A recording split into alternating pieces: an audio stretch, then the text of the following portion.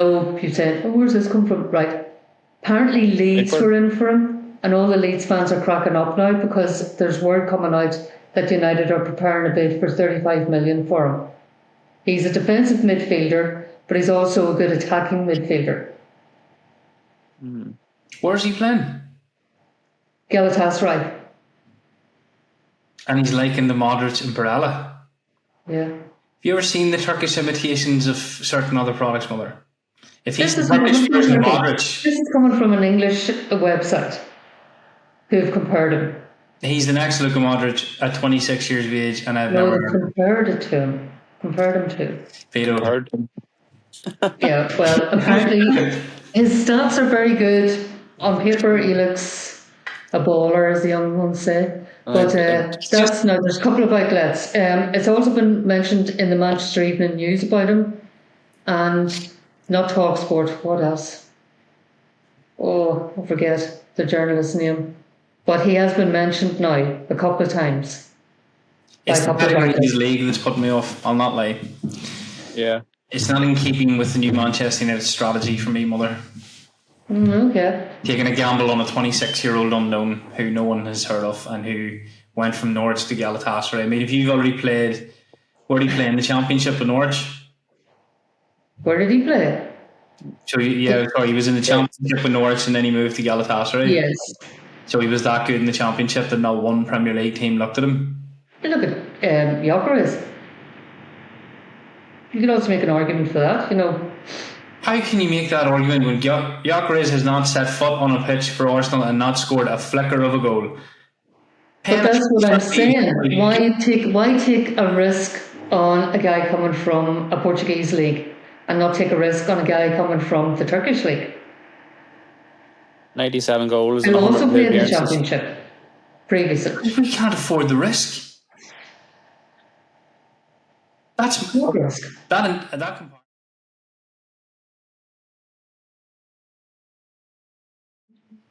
What's the crack, and welcome back to another round of the Irish Voice. We've got 4 topics for you this evening. The first one is a roundup on the Everton game, thoughts and feelings. The second one kind of writes itself, doesn't it? It's Benjamin Šeško and the imminent right and what impact that'll have. Third one, we'll go on to Word on the Street. Mum will tell us all the latest gossip and rumours that have been circulating, and Kieran and I can share our horrified reactions to the bullshit of the talk. And then for the fourth one, we will look to the Fiorentina game, which is at home in Manchester United's last pre-season game, which feels like it flew, doesn't it? Yeah, it does. I thought it went near the end. Yeah. Maybe it's because I think we discussed this last week, because its previous tours have been so much further away, and seem to have been trapped a lot more time between the games. It feels like. Yeah, but I think it's also because the Club World Cup was in between this summer as well, so it's at least something to entertain us football wise. Yeah, short. It all gets smashed into a 2-week period. Mum, I think I remember last pre-season being more staggered out. You obviously with the elements of travel, there was the mishap that happened in Asia that we're not going to talk about. We'll pretend like those games didn't exist. But yes, on to the Everton game. We'll start with you, Mum. What was your thoughts and feelings in the Everton game? What do you think went right? What do you think went wrong? I think there was an awful lot right. I'm really impressed with Patrick Dorgu on that tour. Really impressed. Bruno's Bruno. You haven't got really a chance to see the 2 new lads bedding in, because that's what they're doing, is bedding in. But there's still that want in that midfield.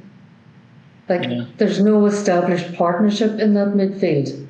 And even though the chop and change it, there's still a chasm at times. And Everton proved that. Mm-hmm. Kieran, what do you think? Yeah, I would kind of agree. 2 new players, Mbumo and Cunha. I thought, we've seen glimpses of what they can do. And some of it looked really, really good and exciting, and made you enjoy watching the pre-season, watching United play for a change. But you can also tell that they are still bedding in. There's obviously, like you said there, Jacqueline, Bruno is Bruno. You still get the best of Bruno, and you get the passes. And he wasn't the only one. Yeah, it wasn't the only one leading balls astray, and we can maybe knock it down to sharpness in pre-season. But overall, I thought good. You see more and more what the manager wants to do, but I think the midfield is just shocking. I think there's no, like you said, Jack, there's no settled partnership. There's, you're not confident in that midfield. No. And I think, whether you play Bruno in the 6, in the 2, Bruno has the manager's called him out on it. He drifts tries to play everywhere, drifts forward into the 10s when he should be back as a 6, leaves that gap in the middle of the field, and the opposition can play around us, and they're in on goal. So I think it's a big issue. I wouldn't be surprised the way we're moving in this transfer market, where we do go and get some kind of midfielder. The way it's been going, but overall happy with pre-season. I'm looking forward to David De Gea's return to Old Trafford on Saturday. Yeah, it should be good. Mum, who do you think is United's midfield? I think they need a midfielder. Like of the players you've seen combination. Bruno Fernandes hasn't got the discipline to play there. No. And where else are you going to play Bruno Fernandes if Mbeumo and Cunha is on the field? And Šeško. Yeah. I mean, that's a conundrum, because he has not got the discipline to play in that role. He's got no real defensive attributes to play that role. You're going to need a player that can defend, but that can progress the ball up the field while Ugarte sits and protects that back line. You're going to need. You can't have two defensive midfielders. This is my opinion. In that formation, one has to be able to carry a ball carrier. Yeah, I think both. I think that's what happened against Everton, Mum. I think both need to be, and we've seen it. I think Ruben Amorim's system and the way that we're thinking about the centre midfield, I think we're still stuck in the 4-2-3-1 logic, in a sense, where we're thinking that's the dynamic we're looking for in the midfield. One can hold and one can 6. And what Everton showed me is we're wrong. You need two energetic, athletic midfielders. They don't have to be brilliant in the final third, because that's where Cunha, Mbeumo and Šeško will come alive, or Bruno Fernandes will come alive. But they certainly need to be able to carry the ball out from that and lay those passes off to the more attacking players. And running with the ball from deep is massive. Manuel Ugarte, Bruno Fernandes, Casemiro, Kobe Mainoo, I don't trust any of them to do that, which means there's not one player in that team that fills me full of confidence they can play as a midfielder in that system. And we need two. So I think the profile has changed. I think when Erik ten Hag signed Manuel Ugarte and with Casemiro and stuff coming in, it was a very different tactical midfielding system. And now the approach don't suit this system at all. So I would argue with anybody there's not one person in Manchester United squad that I can see playing as a Ruben Amorim centre midfielder. Well, hopefully they're looking at one. Well, that's all coming up in the gossip column later on. Yeah, I mean, not skip ahead. People jump and they're like, right, well, you look at Manuel Ugarte, but he played for Sporting Lisbon. He's going to be able to do it. He was abysmal against Everton. He got caught twice carrying the ball out. He looked a bit lost at times. Himself and Kobe Mainoo had no cohesion between the two of them. He looks good when he's playing the ball to his defence and moving it wide and stuff, but when he's asked to play in tight transitions, he can't pass the ball well. But he was very good against Bournemouth, Rory. That's what I was going to say, isn't it? Yeah, he was very good against Bournemouth. Different styles. Did he not get man of the match? So, does that mean that Ugarte suits Bruno Fernandes but can't play with Kobe Mainoo? No, I thought what I noticed is... We need box to box. That's what we need. Yeah. Somebody who can defend, somebody who can move. Yeah, but I mean, you look at the Everton game, right? Bournemouth manager came out afterwards and said, we're way off fitness of Manchester United, blah, blah, blah. David Moyes treated that like a proper game. And in a proper game, their midfield beat ours. So... What are we saying? You said, yes, Ugarte got man of the match against Bournemouth. Well, what's the context there? What does that mean? Does that mean that he's good enough to play? Because he wasn't against Everton. Yeah, but that's what I'm saying. We have to take things into context. It is pre-season. Everybody's getting, up to par. But he was good. He's been inconsistent. He's been good in one match and then he's been liable in the other matches. Do you think he's a starter for Manchester United to start in midfield? He has to be. We're not going to get two midfielders. Is he good enough to start for Manchester United? I would like to see him with an established partner. and then I'll make my mind up. Yeah, I have to throw it out there. I don't see anyone coming in post Šeško, but I think, and it's there's no sense in talking about this as in, oh, have he got this partner and stuff like that? Like, who is Manchester United's midfield? Who do we see starting against Arsenal? Well, that's what we were saying. The only position that if Bruno and Cunha is on the pitch, it's next to Bruno.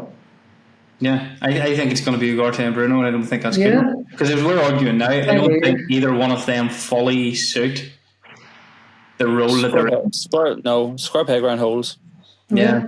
And I think that's... I have to say, the only thing I get in the game, I think that's our biggest weakness, Gage. I think it's that age-old concern for the last 12 years. Man United's centre midfield is not strong enough, good enough, tactically astute enough to lend itself to United being a top team. Well, at present, no, I agree with you. Yeah. What happens to Toby Collier? He's gone out on loan. Is he? Apparently so. Apparently so. Okay. I mean, they took that wee guy, oh God, what do you call him? I forget his first, Kone. Yeah. The wee lad from Mali or wherever he's from, and never played him 1 minute. Maybe he's not ready more. Yeah, that's what I mean, not 1 minute he got. So maybe he's been out on loan as well. Maybe he's just not ready. Maybe the kids aren't as good as we think they are. Maybe Amram's looking at... I mean, let's face it, Bruno Amram has gone from... the Everton game kind of showed it when he stepped onto the pitch, and it was like, okay, you're playing Bruno, Cunha and Mbeumo up front, and you're leaving Xerxes and Hojlaud on the bench. But we're buying a striker. And the Everton game kind of smashed it home. It was like... We've gone from a team and thinking last season maybe we're a bit light to looking at it and going, everyone doesn't fit here. People will kick off. The Everton game kind of showed me, like, you imagine Hojlaud and Xerxes are on the bench for that front three all season. There will be war. And then, not to get ahead of us again, we just bought Šeško, and you're like, well, did the Everton game not show that front three can play again? I thought they were very good. They were very good. Certain games, very fluid, I agree. But there's talk of now Hojlaud being made available for transfer. The Italian clubs? Yeah. Both Milan clubs and Juventus, apparently. He doesn't want to go, though. He doesn't. I was just going to say that. Yeah, he wants to stay and fight for his place, but who knows what's going to happen. He's been cameoed all pre-season as kind of right, here comes the striker, and he started against Leeds and then obviously started against Bournemouth. And I didn't think his goal was very good against Bournemouth, but each time he comes on, including the Everton game, he cuts a very frustrated figure. He's a very angry kid at the minute. Oh, he is, especially his reaction to that Patrick Dorgu shot that he... I would have slapped him for that. Yeah, that he should have passed. That's all last season.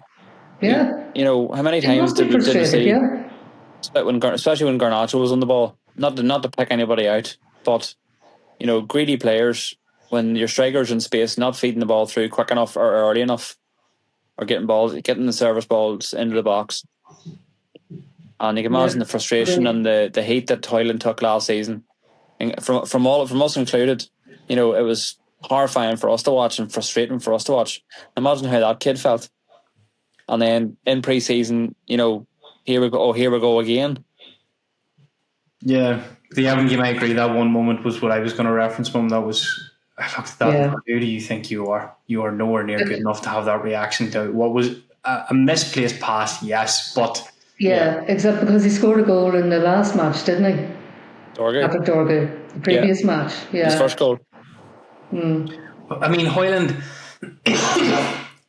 has one tactic, and that is run towards the net and hope the attackers find you.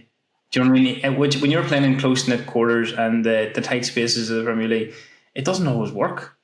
I'm yet to see Rasmus Hojlaud competently check his run as if he's going to burst into the box and hold himself off and be like, oh, I'm in the space.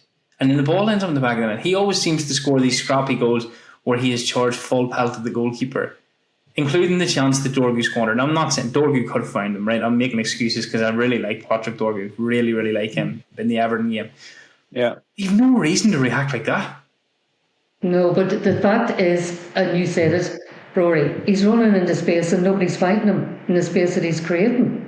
But no, That must be frustrating. my point is he limits his own space. I mean, if you look at the Dorgu opportunity, right? He's a mile onside. Okay, I can't remember the defender, but whoever it is, I think it's Mialenko, has committed himself to the attack. He's almost going to meet his goalkeeper. Okay, check your fucking run and make the pass easier. If you in a bit better position, off and you don't run into that tight space occupied by goalkeeper and defender, all of a sudden all Dorgu has to do is, he's going to stop, lay the ball off, and the ball's in the back of the net. But all this the same. I mean, he doesn't strike me as a very intelligent striker, but he has some opinion of himself. Oh, yeah. A bit arrogant, not remark. That's a nice segue into our new striker. Fingers crossed. It's done. Has to be done. Here tonight, it is done. The lad has chosen United. Leipzig want to deal with United. It's going to take a catastrophe for this to fall over the line. Benjamin Šeško is Manchester United's new striker. Give me your honest feeling, thoughts on Benjamin Šeško. Tell me what you know about him and whether you watched him play, because I have to admit, I've only seen snippets. Well, I've seen a highlight reel on YouTube and it looked very good. But then I was doing my research. I seen a highlight reel of Anthony and convinced myself that he was I know, that's what I'm saying. But I did a comparison. It will be attached to this video between himself and Rasmus Hojlaud.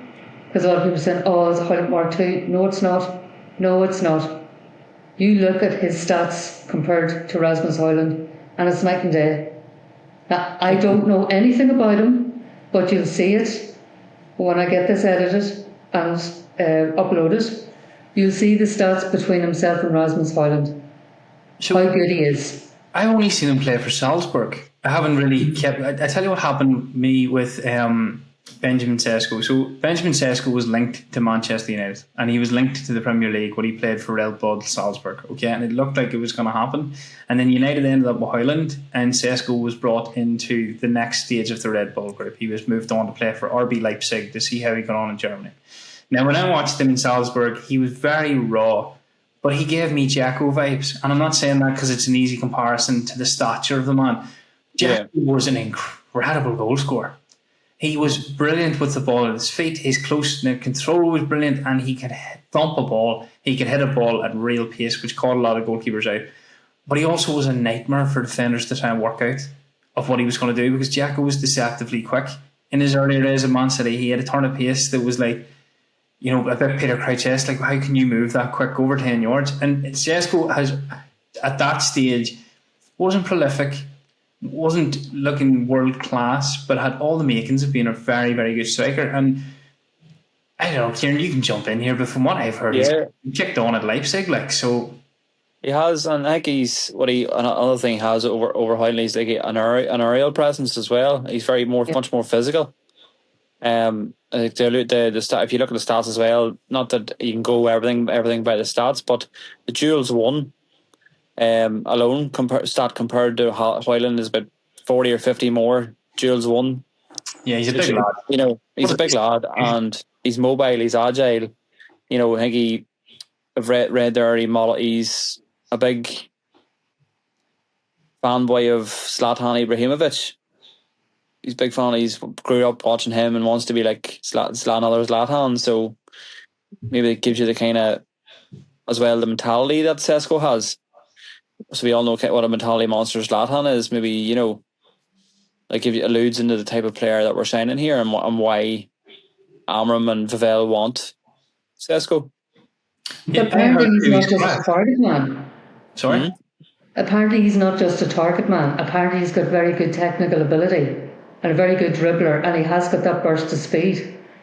Yeah, I think the one question mark was around his link-up play, and apparently his passing needs work. His ability to find passes, that he kind of instantly thinks of whether he can make the run, whether he can take it on to a goal-scoring opportunity, or then he just lays the ball off type thing. And I think when he plays with Cunha and Mbeumo, one thing that really impressed me in the Everton game was it came into the forward looked and it was away. It was just slung around the corner and United were on the break. And Šeško will have to get himself up to speed with that. His passing will need to be sharper. Mm-hmm. But they say this boy's quiet. Apparently he has confidence to burn. He really believes in himself and always has. But apparently he's not they were basically trying to have a dig at Rasmus Hojlaud in this segment. I seen him was like, that's not Benjamin Šeško. He is a bit of a team player. He's a bit like Mbumo. There's a quiet confidence to him, but you won't see him kicking posts and kicking off and stuff like that. Although somebody would probably chime in and tell me that wasn't Rasmus Hojlaud until he came to the frustrations of Manchester United. It's funny Instagram captions. United do to you. That's what United can do to your mental health. But yeah, he must be heavily believed in. Because I'm not going to draw into the negatives, which I tortured my mother with yesterday, but I do think that this signing, the one negative to me is United have too many players now. They're so top heavy. They've gone from us looking at the attacking options and trying to weigh it up to, I wrote it out in a sheet of paper today, and I think I had 4 players for every position, I guess. No, it's too many. We need to get rid of some. Huge. You've got...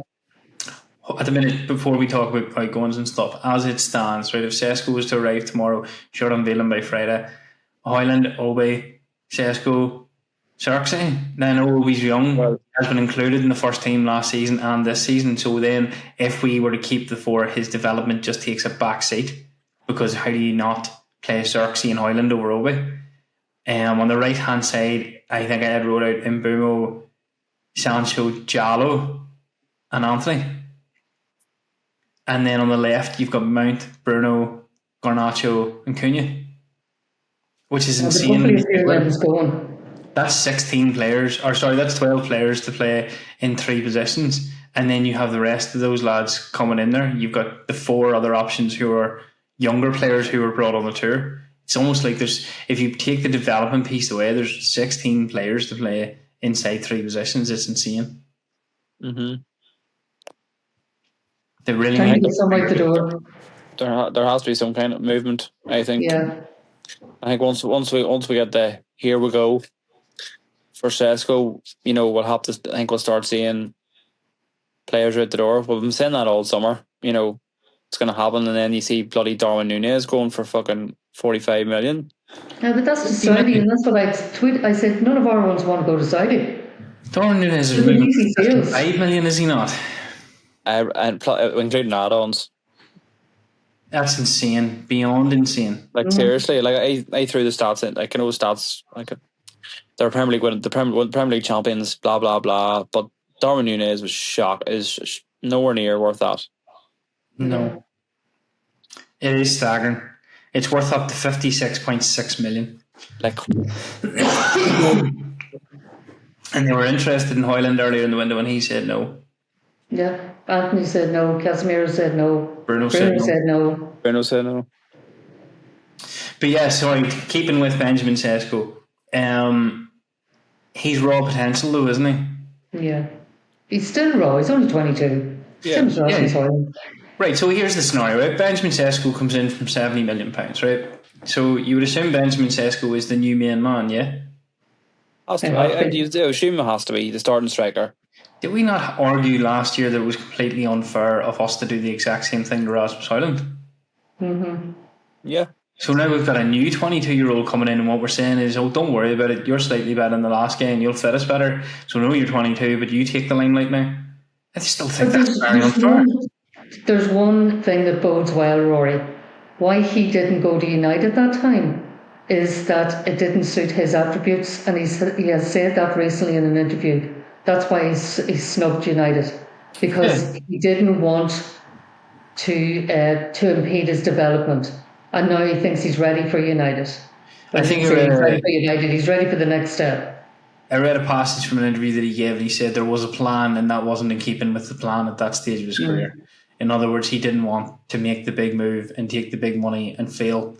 And what he wanted to do was come progressively from Austria to Germany to the Premier League, because he's seen the transition periods of other players who have done similar journeys, and he just wanted to see what he was like for a couple of years in a big European league, and he done very well with a poor Leipzig team, and now he's looking at it going, right, I'm ready for this now. I think he looked at it too and thought, you're in a position where I'm not going to be under the pressure that previous players were, because you haven't done anything. You're 15th and you're trying to get back up the table, so it's a nice thing for me to come. Do you think he? Sorry, I think he kind of looked at the signings that we've already made, and that kind of pushed him towards United as well. Like, okay, United being business in the summer window, like with the signings of like creative players, Cunha and Buemo. You know, the service has got Bruno's already there. Ahmad, the service is going to be there for me. I still think Newcastle United are a better team than Manchester United. If you look on paper and you think who's going to have a better season, I still think Newcastle United are better than United. So you'd hope that, Kieran, you'd hope that that's what spurred him on, or that he's looking at the chaos in Newcastle, who have lost their director of football, who are really struggling with their CEO, God love him, because he's sick.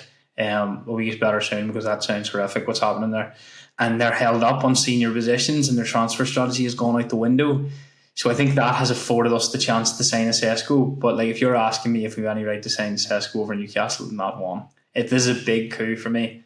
I'm going, right, it shows we still have the pull on par, because if I'm Benjamin Šeško, I'm not playing for United next year. I'd play for Newcastle. When you're big, you're big. That's it. In name and in stature. And they have to prove it now. And I think I said to you guys like a couple of times now, I hope this is the season that proves me wrong. I hope my doom and gloomism isn't proven right again. I really think there are squad issues. I think Benjamin Šeško, if we're going to say the only negative thing I can think of him, and it's not anything on that lad, it's that he gives us a few headaches now coming up to the end of the window, where I think United really need to get their finger out and need at least 3, possibly 4 of those frontline options to head out through the door. For me, it would be Anthony, Sancho, Garnacho and Hojlaud. No, that's a lie. I would put Xerxes out the door before I put Hojlaud out, but I would. I've seen the 3 link up tonight, and I thought Xerxes could have done that, couldn't he? What's that? That fluid interlinking play where you don't really have... It doesn't matter if you score goals, as long as Cunha and Buemo put the ball in the back of the net. Just be the well, I haven't seen Xerxes yet. You know, we all commented on like the shape and the condition they're all in, and point to prove. Like, Xerxes could do bits this season. You don't know. Good. Not hopeful. You don't know what players are going to turn up. Some players like Dorgu, and I think we all love Mason Mount. Seen the copy and paste goal from the Europa League last year in pre-season. Loved it. Been in the top corner. He stayed fit the whole pre-season. Looks sharp. Mason Mount could have redemption season. Never mind Onana. Yeah, Mason Mount is a cracking squad player. I do question how the number 7 from Manchester United has become a substitute, but this is the era that we're in. I think whoever stays needs to compete with Benjamin Šeško, needs to keep him sharp, and needs to share the limelight with him. I think if it's Xerxes or Hojlaud, for me at the start, they need to be seen as the starter, so that Benjamin Šeško feels his way into that football team and really grabs the spot from somebody else and then fills it. I think it's, for me, I don't want Šeško to come in and think, right, I've made it, I'm star striker of Man United. I want him to have to compete and take it from somebody, so that when he gets it, there's that feeling of, I'm keeping this now.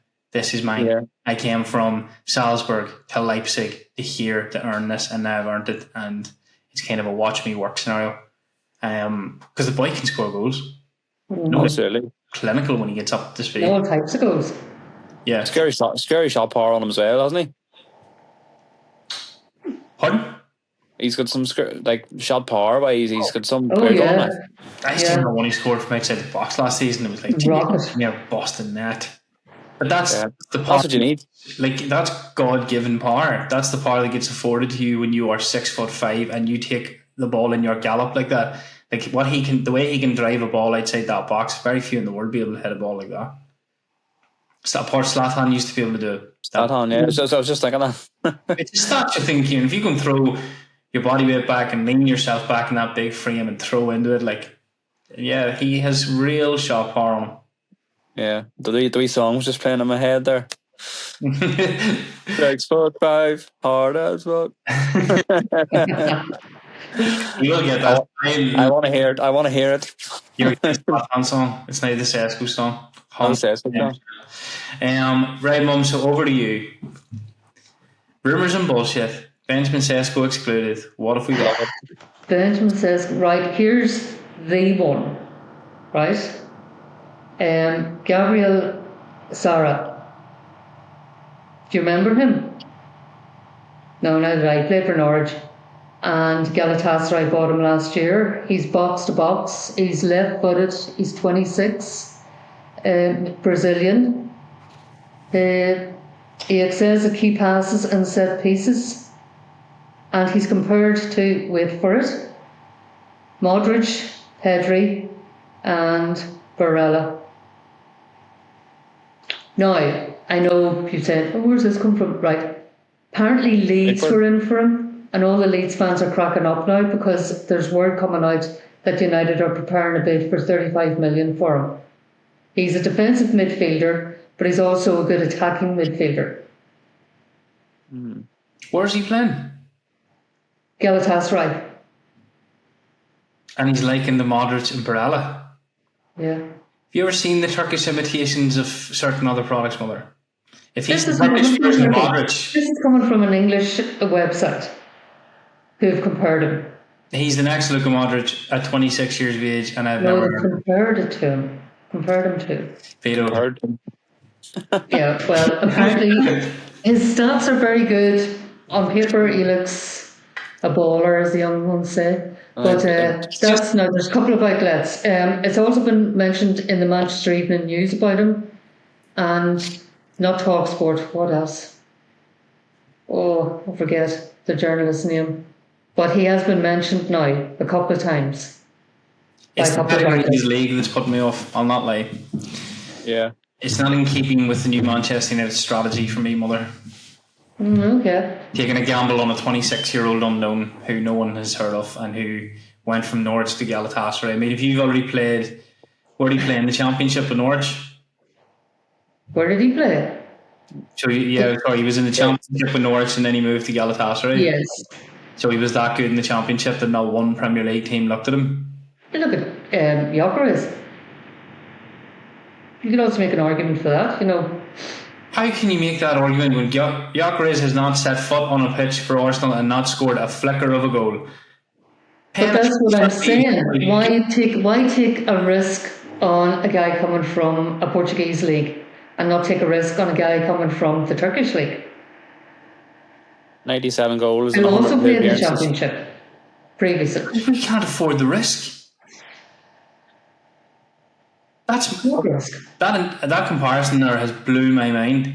Are you trying to say that Total logic to me. Gyökeres It makes total logic.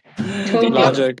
Gyökeres, it was one of the highest rated strikers in all of Europe. Your boy played for Norwich. I can't remember him playing for Norwich, and I haven't heard of him since. And you're comparing him to If you Gyökeres. let me put a word in here, if you keep quiet for a minute, my point is that you are dissing him because he came from Norwich who played in the Championship. All I'm saying is, do you want me to speak slower? No? Mum, All I'm saying is, so did Gyökeres before he went to Sporting. That is my point. I think it's the league argument. Yeah.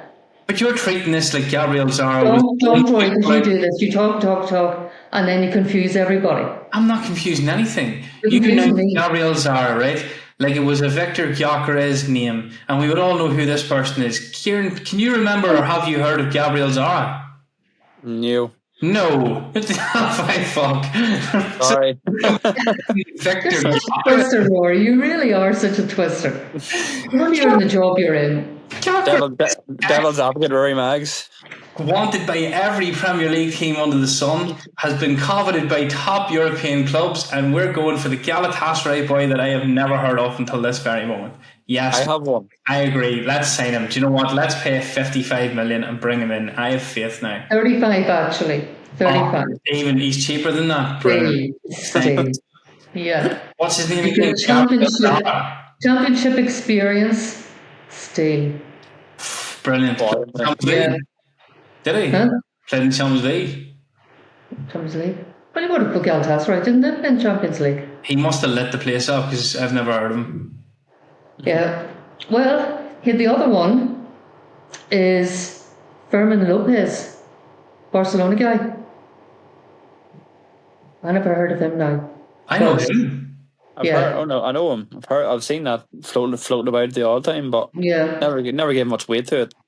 No. Well, apparently he wouldn't give much weight because there's one side of Spain saying, yes, if a big offer comes in, that they'll consider it. But then Flick came out and said that no, that he wants him to stay at Barcelona. And the lad himself has said that he wants to stay at Barcelona. But it still doesn't stop the rumours and bullshit. Frankie Young vibes, Fidoed. That's still perfect. hurts that summer. Oh, that was. Thought he was the answer. It was like that Schneider summer. Oh, Wesley There's Schneider. another one. Wesley Sneijder. Just Poor saga. nasty memories. But I mean, to the Fermin Lopez rumor, where's he going to play? Pedri, Gavi, Frankie De Jong. I can see there. I mean, Fermin Lopez. I've only seen him play a handful of times. He is a very talented young player. I mean, most Barcelona midfielders come with it. You know, he's picture a lesser Pedri and Gavi. He's very sharp at passing. He is industrious. He's all around the pitch. You know, so I think if from what you're saying to me, Mum, we're trying to find a Joao Neves type player, somebody who's tenacious, low centre of gravity, and quick passing. Don't know. That's just coming out of the gossip roar, you know, because I mean the lad has still got 4 years left in his contract. Once you hear them say they want to stay at Barcelona, that's it. That's He's it. a Spanish lad. No, so. I must go and do my homework on Gabriel Sara, Fermin Lopez. Well, you don't have to. You don't have to because I have also got another video on him as well. Brilliant. So you can see the stats. So the Instagram will be lit tonight. Must get shagging. Absolutely. Can we have another one, please, Mum? No. Is that it? That's it. Yeah, I've seen one. The only other gossip is about players going out. Now that was the one. Rasmus Hojlaud is wanted by both the Milan clubs plus Juventus, and apparently Eric Ten Hag wants him. But the lad, as I said, a lot of outlets are saying he does not want to leave and he wants to stay and fight for his place. But I think they could be maybe trying to push him out the door on this. But he came out and said that pre-Šeško, and I think I said this on last week's podcast. It's a very easy statement to make when you are competing with Joshua Zirkzee, and that's no disrespect to Joshua Zirkzee, but when there's only two of them and they're kind of looking at each other and they're even off going, right, I'm not scoring, but you're not scoring, and you know I have a chance here, and then you get the 70 million striker in. Rasmus Hojlaud is not going to want to sit this season playing second fiddle to Benjamin Šeško, and I think he's quite similar to Benjamin Šeško, whereas Joshua Zirkzee is a completely different player. Yeah. So you almost have like a Roberto Firmino type situation in Joshua Zirkzee, where he's not just there to score the goals. He'll play for the team, but when you need that out and out goal scorer, you'll play Šeško. So Hojland's not stupid. He must be looking at the news tonight thinking, right, I need to find a new club. Well, Šeško's going to play. 110. He said Hojland's going to sit on the bench. And why would Joshua Zirkzee? The first thing Joshua Zirkzee will do tomorrow or today is gone to the board, Jason Wilcox or Ruben Amorim, and ask them, what's the plan here? Yeah. We're going for the World Cup. Absolutely. And Holland have a decent team, and I'm not playing 4 or 5 games this season because you're going to rotate Šeško and Hojlaud. So one of those two is leaving. One of those two has been asked to leave, I believe. Zirkzee or Hojlaud. Yeah. I think it'll be Hojlaud. And I don't know if you can read. I know Zirkzee had a slight injury and he was training at Carrington, but is it kind of showing who has been told that they can leave? Not Hojlaud, but Zirkzee, because we haven't seen him on the tour. I think it's Zirkzee. Zirkzee. He was on the tour, Kieran. But he didn't really play. He didn't play on the tour, but like Onana, he travelled with them. He was there. Yeah, but obviously, he hasn't shamed himself like Garnacho or Rashford or anything. He's not one of them, but he's respectful to the team and part of the team. You know, they can still bring him on the tour and he can train and keep in shape. But if you haven't played, especially after the nick he's gotten himself in, and he's done like a lot of them have. If he hasn't got any minutes at all, maybe it's Zirkzee that's up for sale. And I think there'll be certain players that Amorim does want to get rid of, but they will have seen the negative impact of not playing ball with Manchester United. You're going into a World Cup year, Jadon Sancho and Alejandro Garnacho, right? And nobody wants you, and your attitude looks stinking. Now, what international coach is looking at that and going, oh God, I hope they get their move because that could be potential. I agree with Kieran. I think I won't be shocked if it's Hojlaud, but I equally won't be shocked, Mum, if it's Joshua Zirkzee. And Zirkzee is just being respectful and trying to find himself the best club he can for next year. Could be, because I know there was a couple of Italian clubs looking at him in January. Yeah. So. And it could be a case where the Šeško and Hojlaud are scrapping it for the number 9 position. Don't. I'm getting excited. Healthy competition. Push both of them on. That could be good for Hojlaud too. I just think there's a footballer there. I know I keep getting... I say this and everyone just looks at me like, what are you on about? I just think there's a footballer inside Rasmus Hojlaud that could come really, really good. He's only 22. That's not right at all. Yeah, like, what is he, 22? Yeah. He's 4 years until he even hits his prime. Yeah.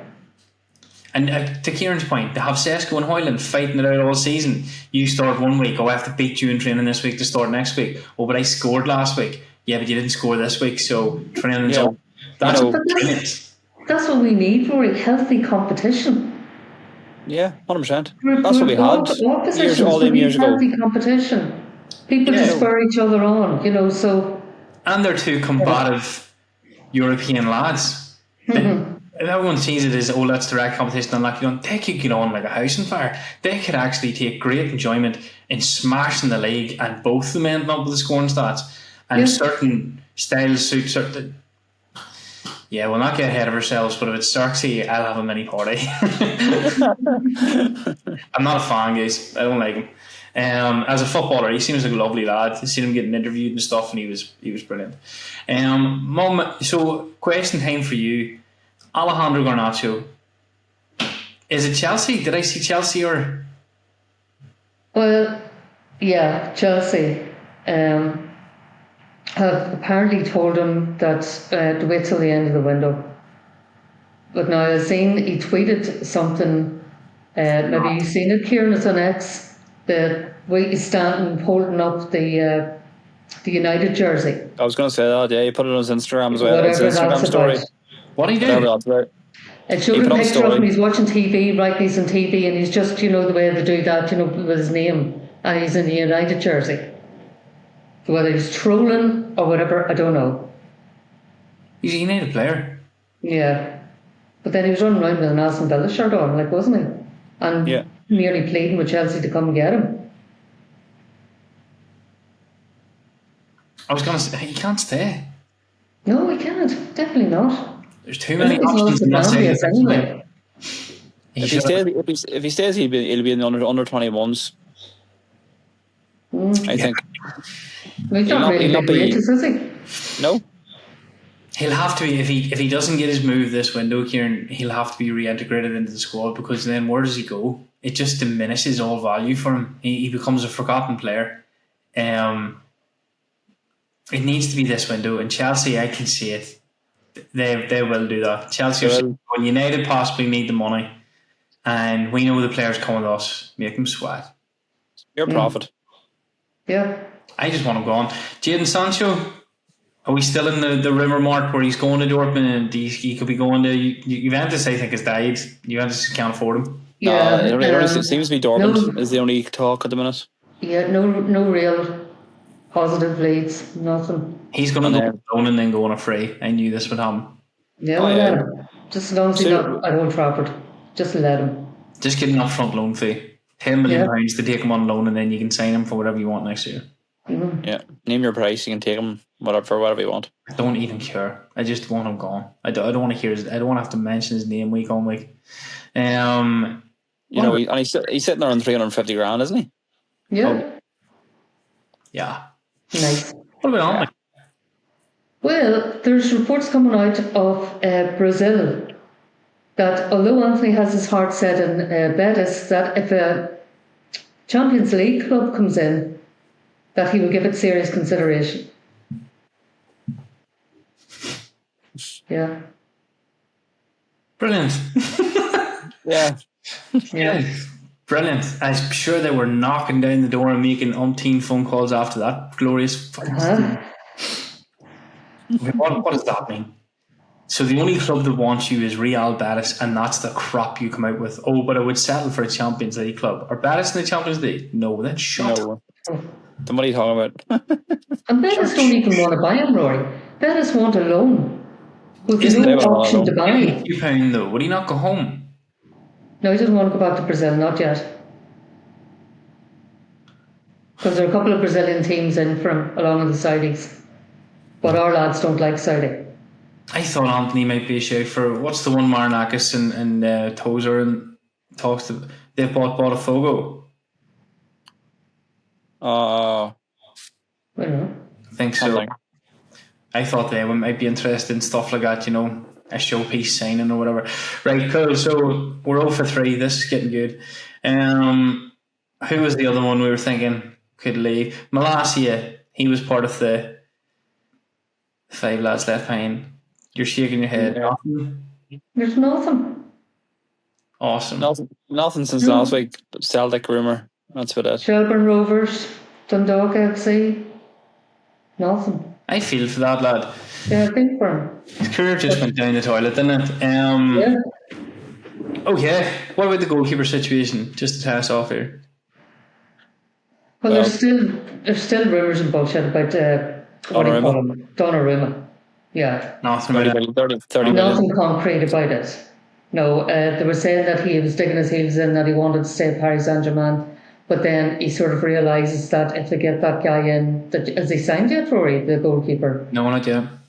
No, that he realised his playing time could be reduced. So they're saying he is considering leaving Paris Saint-Germain, but he will consider leaving for a Champions League side. So... Right, so he's ruling us out. Then Lemons. Yeah. Yeah. The young keeper. It's going a bit quiet on him. It's gone quiet? Yeah. Okay. And then somebody put up that because Newcastle were interested in the Real Madrid keeper, second keeper, that United are going to go for him too. Right. Oh yeah, I read that. The Ukrainian one. Just steal another one. Yeah. No. Okay. So I suppose then the only thing we have to talk about, guys, is Fiorentina on Saturday and the return of David De Gea. Lovely David. Yep. Did you see the video Bruno put up there today? No. He posted a lovely message for David. It's just like a face thing, and looking forward to Saturday, looking forward to playing against you in the Snapdragon Cup, and welcome back to Old Trafford. And it was nice. It was good. It was good. Nice touch from the captain. And I think David himself put up a tweet or a post saying United Road, see you Saturday. I mean, David is a massive part of our history. He was involved in a lot of great wins, a lot of success. Unfortunately, there for a lot of the negative years that we had, but was brought in by Sir Alex Ferguson to be the next guy and really proved himself to be a brilliant keeper. So, it'll be a weird one to play against David De Gea on Saturday, especially now that we've got the Super Yokes, plural, by Ender. What was that in the Everton game? Read just no. No, that's supposed to then need replaced. Both. Play Tom Hayden. Play Tom Hayden. I said it after watching him against Bournemouth. He actually done decent. And then you watch that yoke by Ender against Everton, and I'm like, no. Bad. That's the bad state of affairs. Good. I don't tired. Where? So Fiorentina versus Manchester United. Do we think that Saturday is the last pre-season game, or will Saturday be a glimpse of what's going to happen with the Arsenal game? Squad selection, I mean. Yeah, I think it'll be a trial run. Kieran? But whoever stays on the long will get. Like, I mean, it's we kick off the next Sunday? Following Sunday. Oh, Sunday, right? Yeah. We'll see who gets staying on for the 60 minutes or 70 minutes, and that'll be a good indication, in my point of view, who's starting against Arsenal. Mm-hmm. Ten Hag used to do that, didn't he? Yeah. Kieran? Yeah, I would agree. I would think that, this is they're coming back today, tomorrow, this week into the new training facilities. First game of the season, pre-season back at Old Trafford. I'd say 70, 80 minutes we'll see what we're likely to see the Sunday after. And evaluate everyone, and they make a few changes as well, and see where everybody's at before. I don't think he'll have his mind made up for now this following Sunday against Arsenal, but I think what we see on Saturday will be a good indication of how we'll start the Arsenal game. Hopefully it'll be an entertaining game and plenty of goals, and back at Old Trafford. Be good to be back. Nice. Hopefully a positive season on the pitch and off the pitch on the podcast for a change. Yeah. Not to steal from the excitement that we have going into Saturday. But you're going to. But I have a curveball. I think Saturday is just the last pre-season game, and I'm going to steal from the Fiorentina game to add to the Arsenal game because I'm really looking forward to Arsenal. Okay, I believe that Ruben Amorim is the sort of person who believes in the work that goes on in the training ground and balances that with what happens on the pitch. And to that, I don't think you have seen the true reflection of Ruben Amorim's Manchester United at any stage this pre-season, and I think that is because he has very shrewdly not allowed you to see it, and he doesn't want anyone to see it until he comes to the Arsenal game, and then he will show the Premier League in a competitive match, this is my squad selection, this is what we worked on the training grounds, and this is how good we are. And I think he will let the dogs off the leash then. I think Fiorentina, you might see another weird Everton-esque formation where you're going, why in the name of God is Dallo on the pitch playing left back? That doesn't make sense. There's two strikers on the bench, but he's playing. I think he's doing that on badness. I think he's trying to put minutes into people's legs, but he's also trying to show the scouts and the sneaky wee ones who've been given a ticket to go and watch for Arsenal and stuff like that. Have a look at that, because it's going to be nothing like that. Dallo will not be playing left back, and that is not playing them three boys up front. So if that's what you are going to take into your training videos and stuff and try and study, you crack on, because no one was allowed to see the secret training sessions in the States. And wasn't that a thing, Murray, wasn't it? Yeah. He didn't restricted camera access from more tactical training sessions. He allowed MUTV onto the training pitch for the first 10-15 minutes when they were doing the rondos. When tactics were taking place and they were doing the transitions between gym and out onto the pitch, there was no cameras. They weren't even allowed to take photographs. I think there is a Ruben Amorim strategy to turn up to the Arsenal game, and whether he wins or defeats, I think he's going to go at it from day one. And I think that the negative comments from Bruno really showed me that when Bruno turned around and said that was a lazy performance. It was like, the team sheet changed, but you've no right to put in a shift like that. And that was, for me, for us as a group that sat and watched that Manchester United team struggle last year, that's extremely positive to turn around and go, right, that wasn't the best starting lineup, but we've no reason to not beat Everton. There shouldn't be any drop off in levels of intensity or effort. Yeah, even if Maguire plays up front, you still should beat Everton. Oh yeah, you should beat Everton 3 or 4-0, and we have been, even as bad as we are. Yeah. So doesn't seem like a good result. It's not a negative, it's just a curveball. I think Ruben's playing the game a wee bit. You could be right. Yeah, I hope you are. Yeah, hope so. When you see the squad selection, I think it'll be another one where we text into the chat and say, "What? Who's playing more today?" I'm trying not to get too excited for Arsenal. Yeah. I booked the Monday off work. That's how excited I am. Oh no! Don't. It's done. Don't do that to me. It's done. Yeah, it's done. Seen the Šeško incoming and was like, "Okay, this is going to be interesting." That is going to do us for this week. We will be back to review the Fiorentina game. It's very hard to review a pre-season game, but we shall try and dissect it and then take it all into what is going to be a very exciting week next week. It's our first week on YouTube going into a Premier League season.